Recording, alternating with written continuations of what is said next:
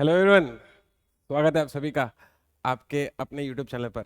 मैं हूँ राकेश चलरेजा, आपका अपना एप्टीट्यूड मेंटर। बच्चे लोग, आज वाली वीडियो लेक्चर की सीरीज में हर बार की तरह इस बार भी बहुत नए नए और एग्जाम के पॉइंट ऑफ व्यू से मोस्ट इंपॉर्टेंट कंसेप्ट लेकर आपके सामने फिर से हाजिर हो गया हूं। इस वाले वीडियो लेक्चर में क्या होने वाला है? इस वाले वीडियो लेक्चर में मैं बहुत इत्मीनान से, बहुत आराम से, जैसे मैंने आपको कंप्यूटर के मोस्ट एक्सपेक्टेड क्वेश्चंस करवाए थे ना, वैसे ही मैं आपको इंग्लिश के मोस्ट एक्सपेक्टेड क्वेश्चंस इसमें डिस्कस करने वाला हूँ, जो कि ग्रामर पर बेस्ड होंगे। आपके एग्जाम में इंग्लिश की ग्रामर पर बेस्ड बहुत मस्त मस्त क्वेश्चंस पेपर में आते हैं, जिसका आप बच्चों को पूरा आइडिया होना चाहिए। आगे बात पकड़ में, अगर आपको ऐसा लगे कि हाँ मतलब सर जो है थोड़ा बहुत थोड़ा बहुत हमारी लाइफ में, हमारी तैयारी में कंट्रीब्यूट कर देते हैं, या सर के एफर्ट से थोड़ा बहुत जो है हमें हमारी पढ़ाई में हेल्प मिलती है, तो I just want to let you know कि use the head button and use the comment section. जैसे मैंने इसके पहले कंप्यूटर वाला वीडियो डाला था जिसमें मैंने 20 एक्सपेक्टेड एमसीक्यूज डाले थे, तो आप बच्चों को ना भारी उस पर रिस्पॉन्स आया। और मुझे मतलब पर्सनल लेवल पर बता रहा हूँ कि मुझे आप बच्चों से कंप्यूटर कंसेप्ट डिस्कस करके भी बहुत मजा आया। मुझे कमेंट सेक्शन में जानकर ये पता चला कि भाई आप लोग को मेमोरी पर कंप्यूटर का जो टॉपिक है उस पर वीडियो की ज़रूरत है। अब जो मेरा नेक्स्ट वाला वीडियो आएगा आप बच्चों के लिए कंप्यूटर का, वो मेमोरी पर बेस्ड होगा, मेमोरी टॉपिक पर बेस्ड होगा, है ना? तो अगर आपको कभी भी ऐसा लगे कि हाँ मतलब सर जो एफर्ट दे रहे हैं कहीं ना कहीं हमें उनसे फ़ायदा मिल रहा है, तो अपना प्यार हमेशा कमेंट सेक्शन पर या वो लाइक बटन पर बना कर रखिए। मुझे कैसे पता चले, मतलब आप खुद सोचो ना, मुझे कैसे पता चले कि जो एफर्ट मैं आप बच्चों के लिए डाल रहा हूँ वो कहीं ना कहीं आपको फायदा भी दे रहा है? अगर कसम से वो कंप्यूटर वाले वीडियो पर आपके मैंने वीडियो आपके कमेंट अगर नहीं रीड किए होते ना, तो मेरा अगला वीडियो मेमोरी टॉपिक पर नहीं आ रहा होता। मुझे ऐसा लगा कि आपको उसकी ज़रूरत है, तो मैंने मेमोरी टॉपिक के लिए आपके लिए एमसीक्यूज प्रिपेयर कर लिए, जो कि आपके एग्जाम के लिए बहुत इंपॉर्टेंट भी है। अभी ऐसे ही मेंस का जो एग्जाम हुआ, हाँ, उसमें जो प्रीवियस ईयर के जो अपन ने क्वेश्चन डिस्कस किए 2023 के, अभी कल जो मैंने वीडियो डाला, हाँ, अब यू विल नॉट बिलीव, मैं पूरी रात भर रिकॉर्डिंग करके गया और मैं एक मिनट नहीं थका हूं। और मेरे को मजा आया आप लोग के रिकॉर्ड करके। क्यों? क्योंकि मुझे इस बात का एहसास था कि हाँ यार, मतलब बच्चों को कहीं ना कहीं इसकी जरूरत है और मुझे ये चीज़ उनको समय से प्रोवाइड भी करनी है। तो आपके जो कमेंट सेक्शन है ना, जो दो शब्द आप उसमें लिख कर जाते हैं, उस दो शब्दों को लिखने से या हिट लाइक बटन को आप जो हिट करके जाते हैं, उसे आपको कुछ नहीं जाएगा, लेकिन मुझे मुझे मुझे बस एक मोटिवेशन मिल जाता है इस बात का कि हाँ, बच्चों तक जो मेहनत है वो पहुंच रही है, कहीं ना कहीं उन्हें इसकी ज़रूरत है, जिसकी वजह से वो मेरे साथ जुड़े हुए हैं। तो ट्रस्ट मी दैट आपके वो जो कमेंट हैं, आपके वो जो लाइक बटन पर जो आप हिट करते हैं, वो मुझे बहुत मोटिवेट करता है। कुछ ना कुछ एक्टिविटी हमेशा अपने वीडियो पर जरूर बनाकर रखिए। इससे क्या होगा सर? इससे मुझे एहसास होगा कि हाँ, मुझे और मेहनत करनी है बच्चों के लिए। एक रात क्या, मैं 3-4 रातें और जाग जाऊंगा। ये जोश आता है फिर अंदर से। नहीं कुछ अच्छा लगा, डिसलाइक मारो ना।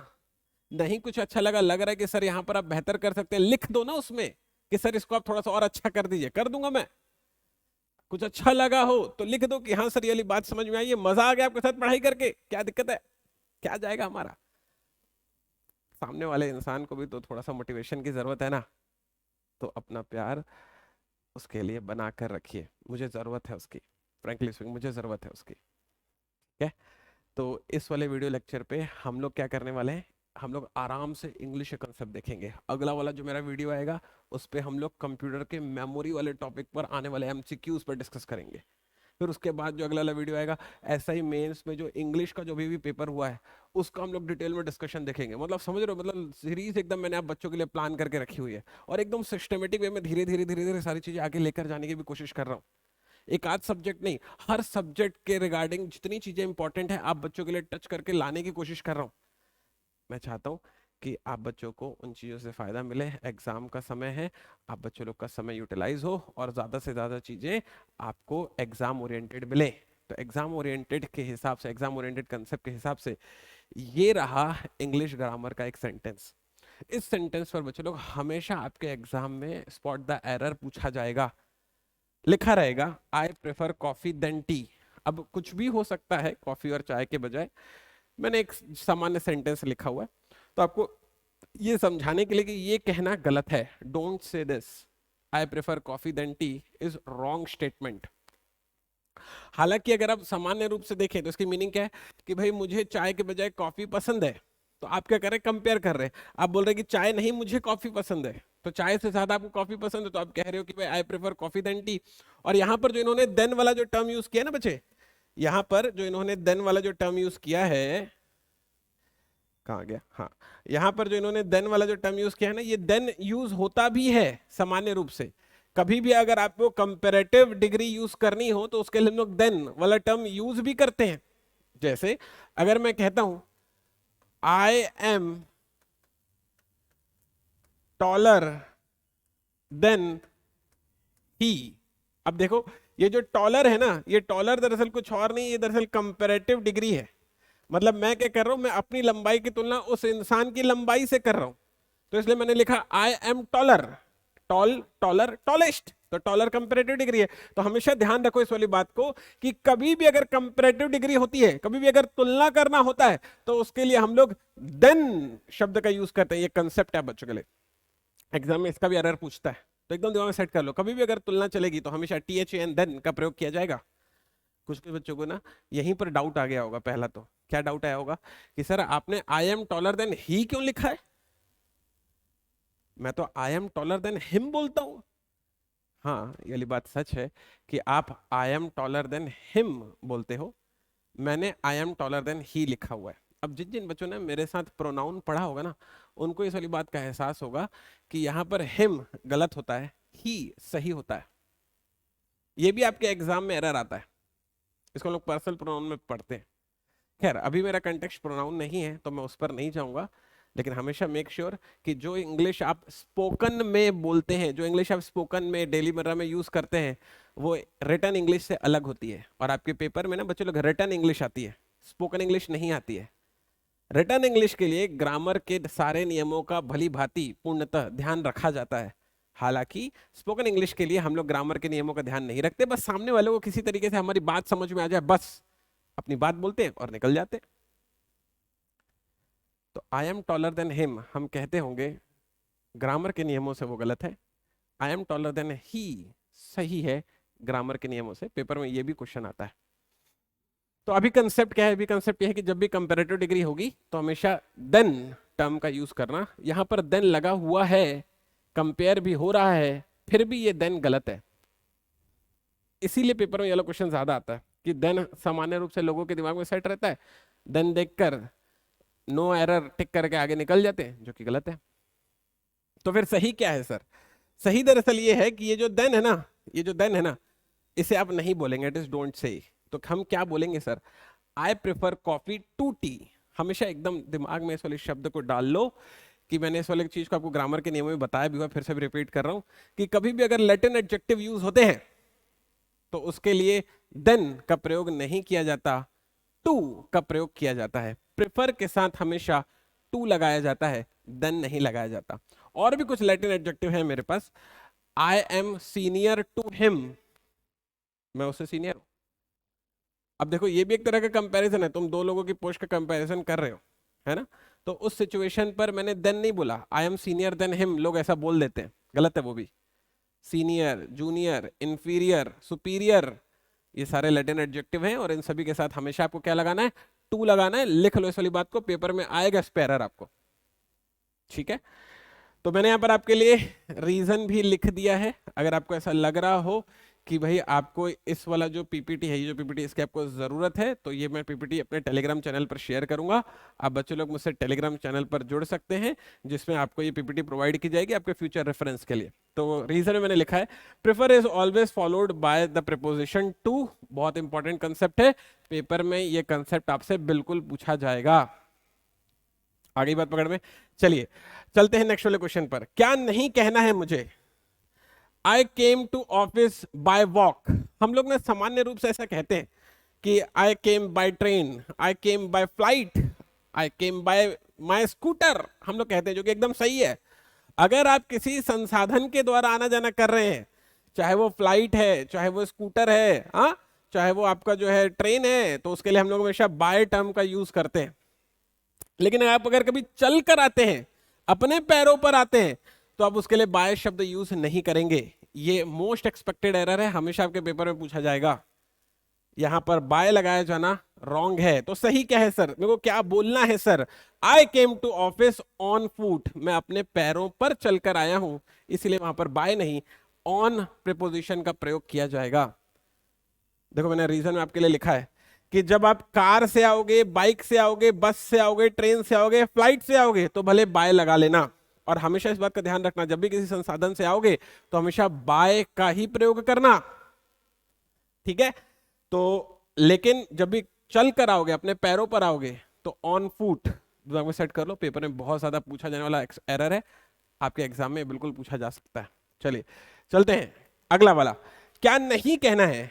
He has white hairs, HAIRS, बिल्कुल गलत है, ये नहीं कहना है। ये पेपर में आपके हमेशा आता है कि भाई कौन सा काउंटेबल है, कौन सा अनकाउंटेबल है। हेयर जो है सिंगुलर अनकाउंटेबल नाउन होता है, तो जो हेयर्स है ना, HAIRS, वो टर्म नहीं यूज किया जाता। हाँ मेरे सर में सर बहुत सारे बाल हैं, तो जब बहुत सारे बाल है तो उसके लिए उसका प्लूरल फॉर्म S वाला यूज करो ना सर, नहीं करेंगे। हेयर एक सिंगुलर अनकाउंटेबल नाउन है, जिसके लिए एक सामान्य रूप से टर्म हेयर ही प्रयोग किया जाता है। तो आप क्या नहीं बोलेंगे? ही हैज व्हाइट हेयर्स नहीं बोलेंगे। तो आप क्या बोलेंगे? आप बोलेंगे ही हैज व्हाइट हेयर। हाँ लेकिन अगर मान लिया उसके सर पे ना 2 सफेद बाल है जो कि आपको दिख रहे हैं, मान लिया आप बैठे हो उसकी जुआ निकालने के लिए और आपको दिखाई दे रहा है कि उसके सर के में 2 सफेद बाल हैं, तो आप तब उसको बोल सकते हो कि यू हैव 2 व्हाइट हेयर्स, क्योंकि अब आपने क्या किया? बालों को गिन लिया। अब बालों को गिन लिया, गिना तो एक से ज्यादा था, तो प्लूरल था, इस वजह से HAIRS का प्रयोग कर सकते हो। तो अगर कभी मान लिया बालों को सामान्य रूप से बोलो बिना गिनती के, तो HAIR ही लगाना।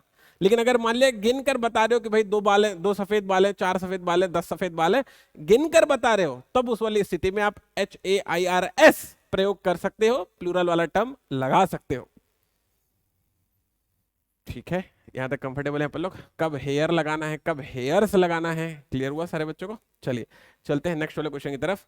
अगला है क्या नहीं बोलेंगे आप नहीं बोलेंगे what is the time in your watch, गलत है ये बोलना।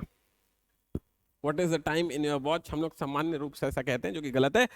हमेशा ये नहीं कहा जाता कि आपकी घड़ी में कितना बजा है, ये एग्जाम में बिल्कुल आता है, क्योंकि हम लोग हिंदी में ऐसा ही बोलते हैं, आपकी घड़ी में कितने बजे हैं, गलत है ये।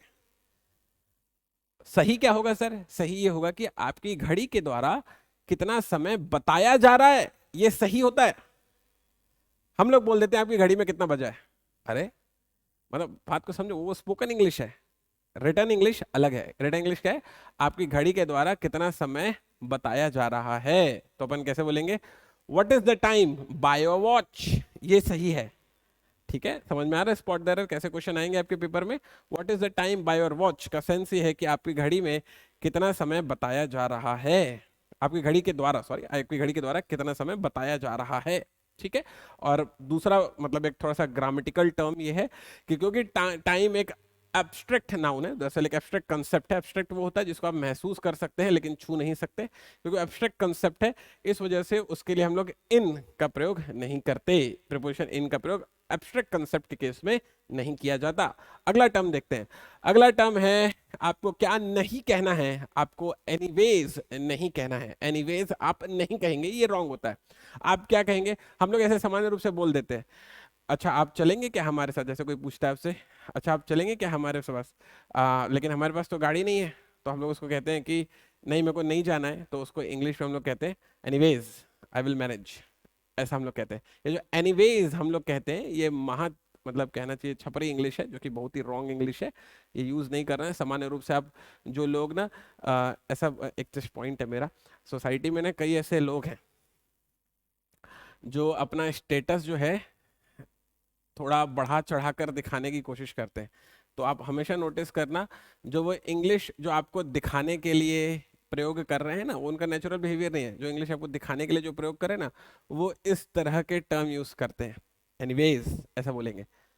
तो you should know by your inner heart, किसी को भी आपको नीचा नहीं दिखाना है, किसी को भी आपको जो है पॉइंट आउट नहीं करना है। You should know by your heart कि सामने वाला जो है जो टर्म यूज कर रहा है दैट इज रॉन्ग। हाँ, आप अगर आप साफ मन से चाहो उसको करेक्ट करना तो बिल्कुल कर सकते हो, एल्स अगर वो नहीं होता, नहीं करेक्ट होना चाहता है, just let him B. Okay, तो एनीवेज एकदम गलत शब्द है। सही शब्द क्या है? सही शब्द है एनीवे। हमेशा एनीवे ही प्रयोग किया जाता है। एनीवे का प्लूरल, एनीवे का प्लूरल क्योंकि वो एक एडवर्ब है, तो एडवर्ब का हम लोग प्लूरल एनीवेज नहीं यूज करते। अपने दिमाग में इस वाली बात को सेट कर लो, एनीवे ही यूज होगा, एनीवेज यूज नहीं होगा। ठीक है, अगला आप क्या नहीं बोलेंगे? आप नहीं बोलेंगे ब्लंडर, मिस्टेक। कई दफा जो है ये भी टर्म यूज होता है हमारे एग्जाम में कि ना, कभी ना ऐसे कोई शब्द जिनकी ना जरूरत नहीं होती है लेकिन वो दरअसल सेंटेंस में लिख कर दे दिए जाते हैं। जैसे for example,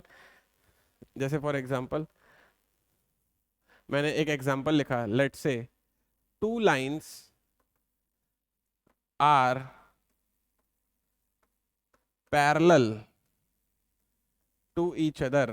2 lines are parallel to each other अगर मैं लिखता हूं तो इसका मतलब यह है कि जो दो रेखाएं हैं वो एक दूसरे के समानांतर हैं। अब मेरे को इस वाले सेंटेंस से ना सारी की सारी बात कन्वे हो जाती है कि 2 लाइनें हैं जो एक दूसरे के समानांतर खींची गई हैं। लेकिन अगर मान लिया कोई इंसान ऐसा कहे 2 लाइन्स आर मोर पैरेलल, मतलब वो थोड़ी ज्यादा समानांतर है। ऐसा कोई शब्द होता है कि दुनिया में?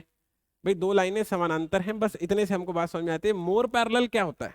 पैरेलल से समझ में आ जाता है, मोर पैरेलल क्या होता है? और क्या आर पार कर कर ले जाऊं क्या? पॉइंट आ रहा है समझ में? तो क्योंकि यहाँ पर मोर पैरेलल टाइप का कोई शब्द नहीं होता, अब इस मोर की जरूरत नहीं है, ये रिडंडेंसी है। मतलब एक ही बात को आप दो अलग अलग शब्दों से बताने की कोशिश कर रहे हो जिसकी जरूरत नहीं है। सिर्फ पैरेलल बोलने से ही बात समझ में आ जाती है। वैसे ही यहाँ पर सिर्फ ब्लंडर बोलने से भी बात समझ में आ सकती है कि भाई ब्लंडर हो गया है। ब्लंडर हो गया मतलब ऐसी गलती हो गई है जो कि नहीं होनी चाहिए थी। अब ब्लंडर से ही हम लोग समझ जाते हैं कि ऐसी गलती हो गई है जो कि नहीं होनी चाहिए थी। तो इसका मतलब यह है कि ब्लंडर ही काफी है, मिस्टेक की और जरूरत नहीं है। तो आप नहीं बोलेंगे ब्लंडर, मिस्टेक आएगा पेपर में, ये है ना, ब्लंडर मिस्टेक लिखा हुआ आएगा तो आपको समझ में आना चाहिए कि जब ब्लंडर अपने आप में गलती को बता रहा है तो फिर दोबारा से मिस्टेक लगाकर गलती लिखने की जरूरत क्या है? आप सिर्फ क्या बोलेंगे? ब्लंडर ही बोलेंगे, क्योंकि ब्लंडर की मीनिंग ही स्वयं में मिस्टेक होती है। आइडिया एक्सेप्टेड है? मेरा ख्याल है कि ये कंसेप्ट जो है आप बच्चों को बहुत बढ़िया तरीके से क्लियर हुआ होगा, आपको चीजें जो है बहुत बढ़िया तरीके से समझ में आई होगी।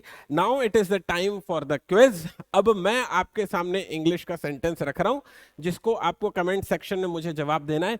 याद रखिएगा, कमेंट सेक्शन में सिर्फ आपके जो जवाब हैं, सिर्फ आपका जो प्यार है वो मुझे बहुत मोटिवेट करता है। मुझे लगता है कि आप बच्चों को कहां से और पुल करना है। मुझे समझ में आता है कि अगला वाला वीडियो किस तरह का होना चाहिए और उसकी क्वालिटी में क्या इंप्रूवमेंट आना चाहिए। तो हमेशा अपनी एक्टिविटी कमेंट सेक्शन में बनाकर रखिए। आपके लिए सवाल ये है, आपके हिसाब से कौन सा सही है? ठीक है, which of the following is the correct sentence? A, I need to go to home. B, I need to go home. मैंने ये नीड टू वाली जो चीज है आपको रेगुलर क्लासेस में भी बहुत पढ़ाई है। मेरा ख्याल है कि आप इसको बहुत आराम से आंसर दे सकते हैं।